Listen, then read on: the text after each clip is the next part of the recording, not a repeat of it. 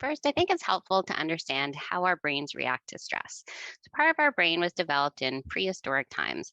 Technically, the paleo-mammalian brain, I just refer to it as our survival brain, or our caveman brain. This part of our brain is responsible for things like emotions, automatic thoughts, memory, learning, appetite regulation, and pain regulation. And it's built for survival. So it gives you awesome advice if you're a cave person and your life expectancy is 30. And the kinds of threats you deal with are things like bear attacks. It also functions automatically and unconsciously, so you can't turn it on and you can't turn it off. If you put your hand on a hot stove, you'll pull your hand away before you consciously register pain, and that's this system in action. It's really helpful to keep in mind that our pain signals come from this survival part of our mind. And so they're an automatic unconscious system that you can't control directly. These pain signals were again developed in a time when we were often faced with acute illness and injury. And as a result, these pain signals prompt us to try to do things that would be very well suited to an acute illness or injury. For example, if you break your leg, it's a fantastic solution to lie very still and to not move your leg. That actually allows the bone to heal. It heals itself. This is not a great strategy if we have some kind of chronic pain condition because we know over time rest of your muscles will get more stiff or sore, and it actually will increase pain over time if you're not moving around enough.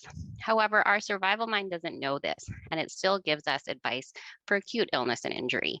And so it's helpful to keep in mind that sometimes there's just a mismatch with how this system works and the kinds of things that we deal with in our modern world. The other relevant part of our brain is our prefrontal cortex or our frontal lobe. This part of our brain is responsible for executive functioning. And that means things like starting behavior, stopping behavior, planning, decision making. This is where willpower comes from, it's where self control comes from. And it basically controls behavior. And unlike our survival mind that's always working, our frontal lobe is like a battery. And so we will wear out that battery of self control as we use it up during the day. And that's why things like binge eating are more likely to happen in the evenings compared to the mornings, because we've used up that battery of self control. But our survival mind is still there, happy to offer us something that's going to make you feel better, at least in the short run. In the pandemic, our survival brains are on fire and our frontal lobe batteries are spent. So, because of the ongoing threat of the pandemic, it activates the survival part of our brain that detects a threat. You don't have to be consciously aware of this threat or be worrying about the pandemic for this system to activate. And it turns on a cascade of hormones and neurotransmitters that, again, are expertly devised to deal with threats like bear attacks, but slightly less effective for a pandemic going on 2 years. But again, you can't control this part of your brain, and you don't have to be consciously aware of the threat for this system to activate. The other part is that our frontal lobe batteries are spent. It takes way more effort to get through a COVID day than a non-COVID day. There's all kinds of new behaviors that keep changing. We have to use our frontal lobe battery to keep in mind and to be able to enact. And so we run out of this frontal lobe battery as we spend it on the pandemic. And so I like to remind people that there's well-established effects that stress impairs things like concentration, memory, attention, problem solving, and decision making. So pandemic brain is a real thing. It's not that you're not trying hard enough. This is just the impact of stress on the brain. And so because we won't necessarily have control over the stress, we want to think about charging our frontal lobe. And so a recharging activity is something that makes you feel more energetic at the end than when you started. Common ones for most people would be things like sleep, eating healthy food, staying hydrated, physical activity, being in nature, and social connection. But there's also individual differences. So for an extrovert, being with other people can be recharging. For an introvert, that might be draining. There's probably also an optimal amount. Going for a walk for 30 minutes might be recharging. Going for 6 hours might be draining. This isn't the same thing as a healthy habit. So if going for a walk makes you feel angry and irritated, then it's not a recharging activity, even if it's a healthy habit.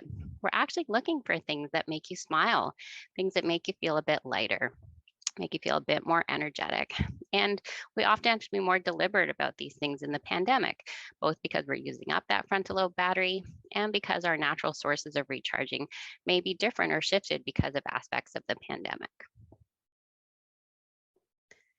And we also just want to keep in mind that that battery is a fixed amount. In our culture, we kind of act like if you just try harder, you can do more, but it's not true. There's really a limit amount of energy. There's a fixed battery. And so, in addition to being intentional about charging your battery, you want to keep in mind, what are you spending your battery on? And are you using it for the things that matter most? If we thought about our battery as a fixed amount, then we would think about, do I want to spend my battery on this instead of that? What are you not spending your battery on if you're spending it on this thing? And to be wise about how we're spending our battery and to do it on the things that are most important to us. We can also make use of this concept to understand whether something is a short term relief or actually recharging. So, again, many of the strategies of our survival brain are about short term benefits, and this is how that system works. And so, many a day in the pandemic, I had ice cream for dinner, and I felt great at the beginning, but I didn't feel great at the end. It wasn't recharging. And so we can think about whether these activities are offering short term relief, which is a normal human response, but recognizing that it's not actually recharging and making sure we have enough recharging activities in our day to keep that battery functioning. We have to keep in mind, think of how often you charge your cell phone. We need to charge our own battery a lot too.